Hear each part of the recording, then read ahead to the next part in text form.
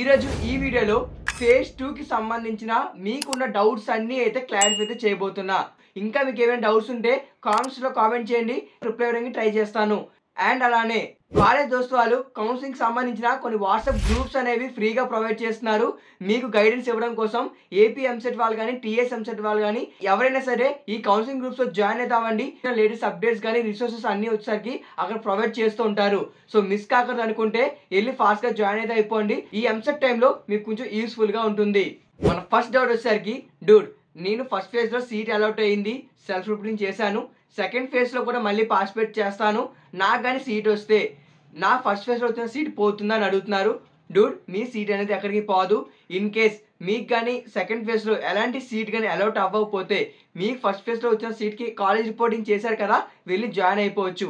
In case మీకు కానీ second ఫేజ్లో సీట్ కానీ అలాట్ అయితే మీరు కానీ ఆ సెకండ్ ఫేజ్లో వచ్చిన సీట్కి కాలేజ్ రిపోర్టింగ్ చేస్తే అప్పుడు మీకు ఫస్ట్ ఫేజ్లో వచ్చిన సీట్ అనేది క్యాన్సిల్ చేస్తారు. ఓకేనా? ఇంకా ఏమైనా డౌట్స్ ఉంటే నా కామెంట్స్లో కామెంట్ చేయండి, నేను గైడ్ చేస్తాను. మీకు కొంచెం క్లారిటీ వచ్చింది అనుకుంటున్నాను. అండ్ సెకండ్ డౌట్ వచ్చేసరికి బ్రో అసలు నేను ఫస్ట్ ఫేజ్లో పార్టిసిపేట్ చేయలేదు, సెకండ్ ఫేజ్ కౌన్సిలింగ్కి పార్టిసిపేట్ చేయొచ్చా అని అడుగుతున్నారు. ఈజీగా చేసుకోవచ్చు డూడ్. అండ్ ఎలిజిబిలిటీ కూడా ఇక్కడ చెప్తాను చూడండి. మీరు ఎన్సీసీ అయినా, స్పోర్ట్స్ అయినా, క్యాప్ అయినా, స్పెషల్ కేటగిరీ అసలు ఎవరైనా సరే మీరు పార్టిసిపేట్ చేయొచ్చు సెకండ్ ఫేజ్ కౌన్సిలింగ్కి. అండ్ అలానే ప్రాసెస్ వచ్చేసరికి కూడా మీకు అనేది ఫస్ట్ ఫేజ్లో ఎలాంటి ప్రాసెస్ ఉంది, రిజిస్ట్రేషన్ కానీ అక్కడ తర్వాత సర్టిఫికేట్స్ అప్లోడింగ్, మళ్ళీ web options, seat allotment, self reporting ఇలా ఉంది కదా, సేమ్ ప్రాసెస్ మళ్ళీ రిపీట్ చేస్తారు. ప్రాసెస్ అనేది ఎక్కడ అనేది మళ్ళీ మారదు అనమాట. బట్ ఒకటే మీకు చెప్పబోతున్నా ఏంటంటే వెబ్ ఆప్షన్ కానీ సరిగ్గా మళ్ళీ పెట్టుకోండి, మిస్టేక్స్ అనేవి చేయవద్దు. వెబ్ ఆప్షన్ కొంచెం సరిగ్గా పెట్టుకోవడానికి ట్రై చేయండి. ఓకేనా? అండ్ నెక్స్ట్ డౌట్ వచ్చేసరికి బ్రో మాకు కౌన్సిలింగ్ ఎప్పుడు స్టార్ట్ అవుతుంది? మోస్ట్లీ ఈ వీడియో వచ్చేసరికి సండే అప్లోడ్ చేయబోతున్నా. సో నాకు తెలిసి సండే కల్లా మీకు డేట్స్ అనేవి రిలీజ్ అయితే అవుతాయి. ఇన్ కేస్ కాకపోతే ఈ వచ్చే వీక్లో మీకు ఖచ్చితంగా కౌన్సిలింగ్ అనేది స్టార్ట్ అయితే అయిపోతుంది. రెడీగా ఉండండి, రిజిస్టర్ అయితే అయిపోండి. అండ్ కొంచెం వెబ్ హౌస్ అనేది సరిగ్గా పెట్టుకోండి. ఓకేనా? అండ్ తర్వాత డౌట్ వచ్చేసరికి బ్రో ఫేజ్ 2లో పార్టిసిపేట్ చేయడం అసలు మంచిదేనా అడుగుతున్నారు. డూడ్ చెప్పాలంటే ఫేజ్ 2లో పార్టిసిపేట్ ఎవరెవరు చేస్తారు? మీకు ఫస్ట్ ఫేజ్లో సీట్ కానీ వచ్చి అది నచ్చకపోతే పార్టిసిపేట్ చేస్తాం, లేదా మీకు సీట్ కానీ రాకపోతే సెకండ్ ఫేజ్లో మళ్ళీ పార్టిసిపేట్ చేస్తాం. మీకు ఇక్కడ అనేది మీ ఓన్ ఒపీనియన్ అనమాట. మీకు కానీ వచ్చిన కాలేజ్ కానీ నచ్చితే నో ప్రాబ్లం. లేదు బ్రో ఇక బెటర్ కాలేజ్ వస్తుందేమో అని అనుకుంటే పార్టిసిపేట్ చేస్తారన్నా పార్టిసిపేట్ చేయండి. బట్ చెప్తున్నాను వెబ్ ఆప్షన్ అనేది సరిగ్గా పెట్టుకోండి. మళ్ళీ ఎలాంటి ప్రాబ్లం అనేది క్రియేట్ అయితే చేసుకోవద్దు. ఓకేనా? మీకు కానీ సీట్ కానీ అలౌట్ అయ్యి దాని కాలేజ్ రిపోర్టింగ్ కానీ చేశారంటే సెకండ్ ఫేజ్లో వచ్చిన దానికి మీ ఫస్ట్ ఫేజ్లో ఉన్న సీట్ అనేది క్యాన్సిల్ చేస్తారు. అది గుర్తుపెట్టుకొని కొంచెం ప్రొసీడ్ అవ్వండి. అండ్ మెయిన్గా అడిగేది ఏంటంటే బ్రో నాకు పలానా ర్యాంక్ అయితే వచ్చింది, నాకు సెకండ్ ఫేజ్లో సీట్ అనేది అలాట్ అవుతుందా? డూడ్ నీకు క్లారిటీగా చెప్తాను చూడు.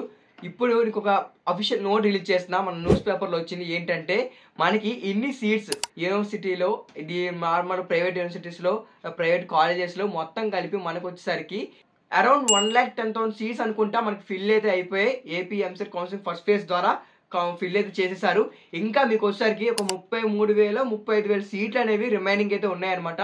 సో ఆ సీట్స్ కోసం మనకి ఫేజ్ 2 అయితే కండక్ట్ చేస్తారు. సో ఇక మీరే అర్థం చేసుకోండి. ఇంకొక చార్ట్ కూడా వేసి చూడండి, అసలు ఏ యూనివర్సిటీ అంటే యూనివర్సిటీస్లో ఎన్ని ఉన్నాయి, కాలేజెస్లో ఎన్ని ఉన్నాయి అని ఒకసారి చెక్ చేసుకోండి.